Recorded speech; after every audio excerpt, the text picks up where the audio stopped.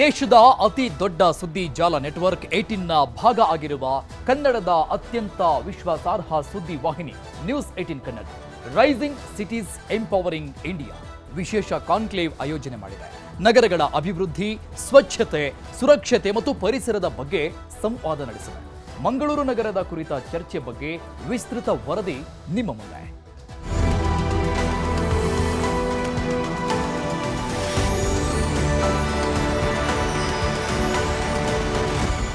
ನಮಸ್ಕಾರ, ನಾನು ಪೃಥ್ವಿರಾಜ್ ಹಾರ್ನಹಳ್ಳಿ.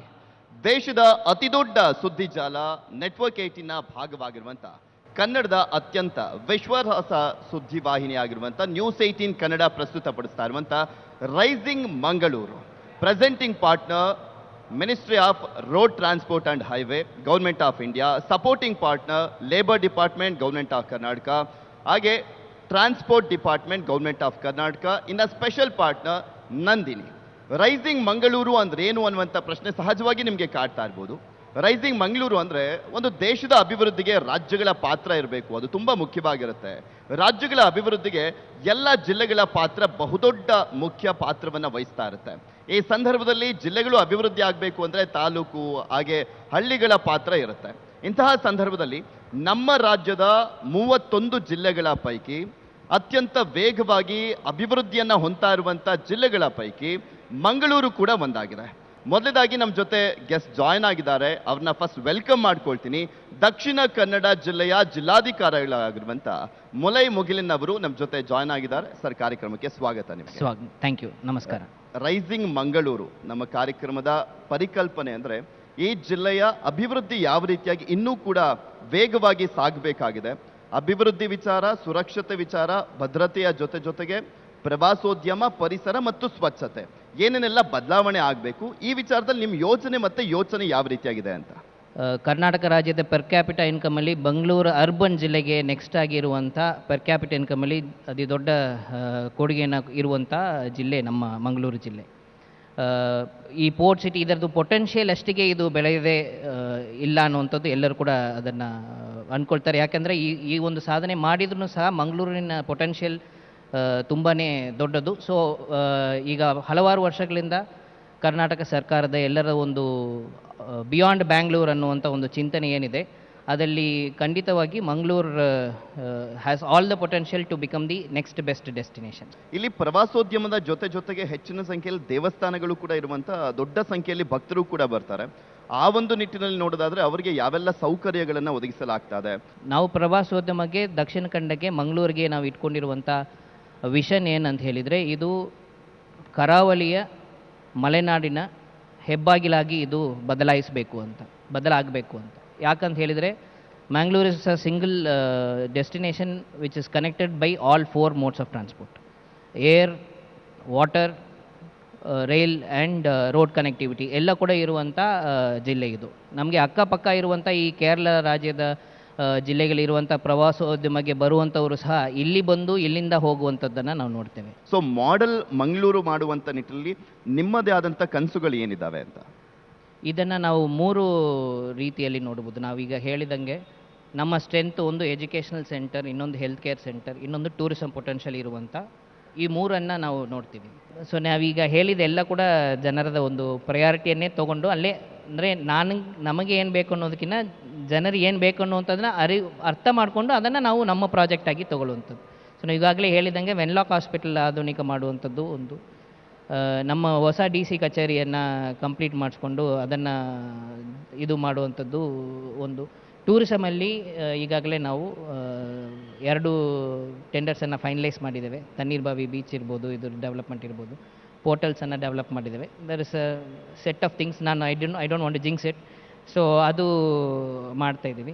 ಮಂಗಳೂರು ಯಾವ ರೀತಿಯಾಗಿ ಅಭಿವೃದ್ಧಿಯ ದೃಷ್ಟಿಯಲ್ಲಿ ಸಾಗಬೇಕು, ಮುನ್ನಡಿಬೇಕು ಅನ್ನುವಂಥ ನಿಟ್ಟಿನಲ್ಲಿ ನಮ್ಮ ಕಲ್ಪನೆಗಳು, ಯೋಚನೆ ಯಾವ ರೀತಿಯಾಗಿ ಇರಬೇಕು ಅನ್ನುವಂಥದ್ರ ಬಗ್ಗೆ ನಿಮ್ಮ ಆಲೋಚನೆಗಳ ಬಗ್ಗೆ ನ್ಯೂಸ್ 18 ಜೊತೆ ಮಾತನಾಡಿದ್ದಕ್ಕೆ ತುಂಬ ಹೃದಯದ ಧನ್ಯವಾದ ನಿಮಗೆ. ಈ ಅವಕಾಶ ಕೊಟ್ಟಿದ್ದಕ್ಕೆ ನಿಮಗೆ ಧನ್ಯವಾದ. Thank you so much sir. ಒಂದು ಸಿಟಿ ಅಂತ ಬಂದಂಥ ಸಂದರ್ಭದಲ್ಲಿ ಭದ್ರತೆ, ಸುರಕ್ಷತೆ ತುಂಬ ಇಂಪಾರ್ಟೆಂಟ್ ಆಗುತ್ತೆ. ಆ ಒಂದು ನಿಟ್ಟಿನಲ್ಲಿ ಯಾವ್ಯಾವ ರೀತಿಯಾಗಿ ಬದಲಾವಣೆಗಳನ್ನು ತರಲಾಗ್ತದೆ, ಎಷ್ಟು ಮಟ್ಟಿಗೆ ಇಲ್ಲಿನ ಜನರ ಸುರಕ್ಷತೆಯ ನಿಟ್ಟಿನಲ್ಲಿ ಆದ್ಯತೆಯನ್ನು ಕೊಡಲಾಗ್ತದೆ, ಈ ವಿಚಾರಕ್ಕೆ ಸಂಬಂಧಪಟ್ಟಂತೆ ಮಾತಾಡೋಣ. ನಮ್ಮ ಜೊತೆ ಈಗ ಮಂಗಳೂರಿನ DCP ಆಗಿರುವಂಥ ರವಿಶಂಕರ್ ಸರ್ ಜಾಯ್ನ್ ಆಗಿದ್ದಾರೆ. ಸರ್, ಕಾರ್ಯಕ್ರಮಕ್ಕೆ ಸ್ವಾಗತ ನಿಮಗೆ. ಯಾವಾಗಲೂ ಕೂಡ ಒಂದು ಸಿಟಿ ಅಂತ ಬಂದಾಗ ಅಲ್ಲಿನ ಭದ್ರತೆ, ಸುರಕ್ಷತೆ ತುಂಬ ಇಂಪಾರ್ಟೆಂಟ್ ಆಗುತ್ತೆ. ಹೇಗೆ ಆದ್ಯತೆ ಕೊಡಲಾಗಿದೆ ಮಂಗಳೂರಿನಲ್ಲಿ ಅಂತ? ಸರ್, ಮಂಗಳೂರು ನಗರ ಪೊಲೀಸ್ ಕಮಿಷನರೇಟ್ ವ್ಯಾಪ್ತಿಯಲ್ಲಿ ಕಾನೂನು ಸುವ್ಯವಸ್ಥೆ ತುಂಬ ಚೆನ್ನಾಗಿದೆ. ಆಮೇಲೆ ಶಾಂತಿ ಕಾಪಾಡುವಲ್ಲಿ ಮಂಗಳೂರು ಪೊಲೀಸರು ಯಶಸ್ವಿಯಾಗಿದ್ದಾರೆ. ಸದ್ಯಕ್ಕೆ ಕಾನೂನು ಸುವ್ಯವಸ್ಥೆ, law and order, crime rate ಎಲ್ಲ ಹತೋಟಿಯಲ್ಲಿದೆ, ಚೆನ್ನಾಗಿದೆ. ನಾನು ಕಂಗ್ರ್ಯಾಚುಲೇಟ್ ಮಾಡಲೇಬೇಕು. ಮೊನ್ನೆ ಅಷ್ಟೇ ರಾಜ್ಯದಲ್ಲೇ ಅತಿ ದೊಡ್ಡ ಡ್ರಗ್ಸ್ ಜಾಲವನ್ನು ಬೇಯಿಸಲಾಯಿತು. 75 ಕೋಟಿಯಷ್ಟು ಬೆಲೆ ಬಾಳುವಂಥ ಒಂದು MDMA ಮಾತ್ರೆಗಳನ್ನು ಎಲ್ಲ ಕಡೆ ಸರಬರಾಜು ಮಾಡ್ತಾ ಇದ್ದಂಥವ್ರನ್ನ ಬಂಧಿಸುವಂಥ ನಿಟ್ಟಿನಲ್ಲಿ ಮಂಗಳೂರಿನ ಪೊಲೀಸರು ಯಶಸ್ವಿ ಆಗಿರುವಂಥದ್ದು. ಈ ಕಾಲೇಜುಗಳಲ್ಲಿ ಯುವಕರು ಯುವತಿಯರು ದುಶ್ಚಟಗಳಿಗೆ ಬಲಿ ಆಗ್ತಾ ಇದ್ದಾರೆ. ಅದಕ್ಕೆ ಹೇಗೆ ಕಡಿವಾಣ ಹಾಕ್ಲಾಗ್ತಾ ಇದೆ ಪೊಲೀಸ್ ಇಲಾಖೆಯಿಂದ?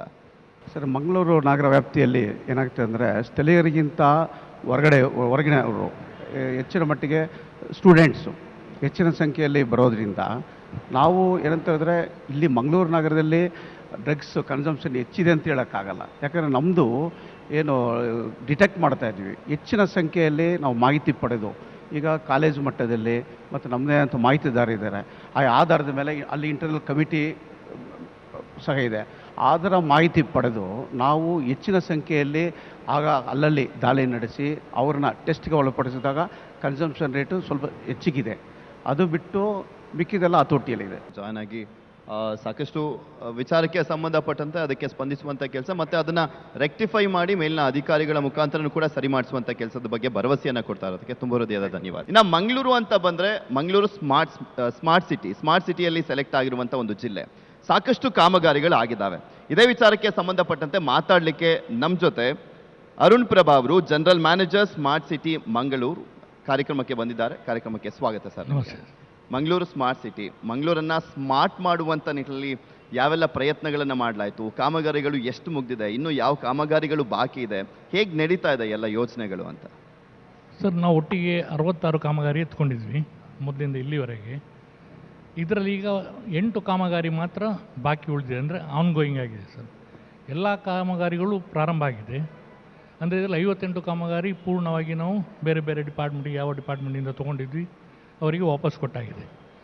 ಹಾಗೆ ನಾವು ಫೈನಾನ್ಷಿಯಲ್ ಹೇಳೋದಾದ್ರೆ ಸರ್, ನಮಗೆ 1000 ಕೋಟಿ ರೂಪಾಯಿ ಬರುವುದು. ಸ್ಮಾರ್ಟ್ ಸಿಟಿ ಯೋಜನೆ 1000 ಕೋಟಿ ರೂಪಾಯಿದು ಯೋಜನೆ. ಅದರಲ್ಲಿ ಈಗಾಗಲೇ ನಮಗೆ 900 ಕೋಟಿ ರೂಪಾಯಿ ಬಂದಿದೆ. ಅದರಲ್ಲಿ ನಾವು 880 ಕೋಟಿ ರೂಪಾಯಿ ಖರ್ಚು ಮಾಡಿದ್ದೇವೆ. ಈಗ ಸ್ಮಾರ್ಟ್ ಸಿಟಿ ಆಗಿರುವಂಥ ಕಾರಣಕ್ಕೋಸ್ಕರ ಅದಕ್ಕೂ ಕೂಡ ಸಪ್ರೇಟ್ ಆದಂಥ ಒಂದು ಆದ್ಯತೆಯನ್ನು ಕೊಡಲಾಗಿರುತ್ತೆ. ಅದು ಕೂಡ ಒನ್ ಆಫ್ ದಿ ಪ್ರಯಾರಿಟಿ ಆಗಿರುವಂಥ ಹಿನ್ನೆಲೆಯಲ್ಲಿ ಸ್ವಚ್ಛತೆಗೆ ಹೇಗೆ ಆದ್ಯತೆ ಕೊಟ್ಟಿದ್ದಾರೆ ಸ್ಮಾರ್ಟ್ ಸಿಟಿ ಅಡಿಯಲ್ಲಿ? ಸೊ ಸ್ವಚ್ಛತೆಯಲ್ಲಿ ನಾವು ಗವರ್ನೆನ್ಸ್ಗೆ ಬೇಕಾಗಿ, ಅಂದರೆ whatever leads to cleanliness. ಈಗ ನಾವು ಮಾಡ್ತಾ ಇರೋ ಸ್ಮಾರ್ಟ್ ರೋಡ್ ಅಂತ ಏನು ಹೇಳ್ತೀವಿ ಸರ್, ಅದು ಎಡ್ಜ್ ಟು ಎಡ್ಜ್, ಅಂದರೆ right from the property edge to the other property edge. This is completely paved. Road is concrete, footpath is paved, so everything is paved. Andre finally when you have to clean up the city, there is no dust, not much of a dust compared to any other. Andre ಬೇರೆ ಯಾವುದಾದ್ರು ಇದಕ್ಕೆ ನೀವು compare ಮಾಡೋದಾದ್ರೆ ಅಷ್ಟು dusty ಇರೋದಿಲ್ಲ. So that contributes directly to the cleanliness of the city. ಮತ್ತು ಆದಷ್ಟು ಕಡೆಗಳಲ್ಲಿ ಸರ್ ನಾವು ಲ್ಯಾಂಡ್ಸ್ಕೇಪಿಂಗ್ ಮಾಡಿದ್ದೀವಿ. ಈಗ ನೀವು ಮಂಗಳೂರದ್ದು ಯಾವುದಾದ್ರು ಸ್ಮಾರ್ಟ್ ರೋಡಿಗೆ ಹೋದರೆ ತುಂಬ ಲ್ಯಾಂಡ್ಸ್ಕೇಪಿಂಗ್ ಮಾಡಿ ಸರ್, ಗ್ರೀನರಿಗೆ ನಾವು ಆದ್ಯತೆ ಕೊಟ್ಟಿದ್ದೇವೆ. ಹಾಗೆ ಕದ್ರಿ ಪಾರ್ಕ್ ರೋಡ್ ತುಂಬ ಗ್ರೀನ್ ಆಗಿದೆ. ಕಾವೂರು ಕೆರೆ ಅಂತ ಒಂದು ಕೆರೆಯನ್ನು ನಾವು ಪುನಶ್ಚೇತನ ಮಾಡಿದ್ವಿ. ಗುಜ್ಜರ ಕೆರೆಯನ್ನು ಪುನಶ್ಚೇತನ ಮಾಡಿದ್ವಿ. ಹೀಗೆ ಎಲ್ಲೆಲ್ಲಿ ನಮ್ಮ ಇಂಟರ್ವೆನ್ಷನ್ ಇದೆ ಸರ್. ಬೇಸಿಕಲಿ ನಾನು ನಿಮಗೆ ಮೊದಲೇ ಹೇಳ್ದಂಗೆ ನಮ್ಮ 8 ವಾರ್ಡಿಗೆ ನಾವು ಸೀಮಿತವಾಗಿದ್ವಿ. ಇಲ್ಲಿ ಎಲ್ಲ ಏನೆಲ್ಲ ಮಾಡಲಿಕ್ಕೆ ನಮಗೆ ಆಗ್ತಿತ್ತು ಅದೆಲ್ಲ ಮಾಡಿದ್ದೇವೆ ಅಂತ ಒಂದು ನಮ್ಮ ನಂಬಿಕೆ sir. Thank you so much sir. Chamber of ಕಾಮರ್ಸ್ನ ಅಧ್ಯಕ್ಷರಾಗಿರುವಂಥ ಆನಂದ್ ಜಿ ಪೈ ಅವರು ಜಾಯ್ನ್ ಆಗಿದ್ದಾರೆ. ಸರ್, ನಿಮಗೆ ಕಾರ್ಯಕ್ರಮಕ್ಕೆ ಸ್ವಾಗತ. ನಮಸ್ಕಾರ. ಯಾವುದೇ ಒಂದು ಜಿಲ್ಲೆ ಅಭಿವೃದ್ಧಿ ಆಗುವಂಥ ಸಂದರ್ಭದಲ್ಲಿ ಚೇಂಬರ್ ಆಫ್ ಕಾಮರ್ಸ್ನ ಪಾತ್ರ ತುಂಬ ಇಂಪಾರ್ಟೆಂಟ್ ಆಗಿರುತ್ತೆ.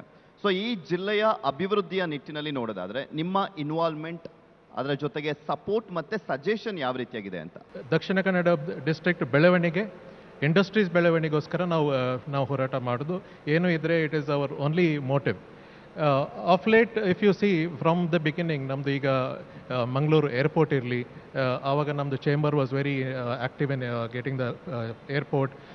ಆನಂತರ ಸೀಪೋರ್ಟ್ ಇರಲಿ, REC ಇರಲಿ, ಈಗ NITK ಆಗಿದೆ. ಇದು ಎಲ್ಲ ನಮ್ಮದು ಮಂಗಳೂರಿಗೆ ಬರಬೇಕಾದ್ರೆ ನಮ್ಮದು chamber of commerce very actively role play ಮಾಡ್ತಾ ಇದ್ದೀವಿ.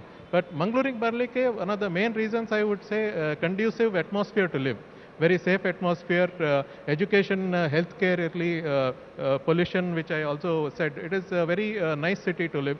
So that should be our primary motive now to have this, people coming to Bangalore. ಮಂಗಳೂರಿನ ಬೆಳವಣಿಗೆಯ ನಿಟ್ಟಿನಲ್ಲಿ ಚೇಂಬರ್ ಆಫ್ ಕಾಮರ್ಸ್ನ ಪಾತ್ರ, ಸಜೆಷನ್ ಮತ್ತು ಸಪೋರ್ಟ್ ಹೇಗಿದೆ ಅನ್ನುವಂಥದ್ರ ಬಗ್ಗೆ ಸಂಪೂರ್ಣವಾಗಿ ತುಂಬ ಅರ್ಥಗರ್ಭಿತವಾಗಿ ಮಾತನಾಡಿದ್ದಕ್ಕೆ thank you so much. Thank you. Thank you.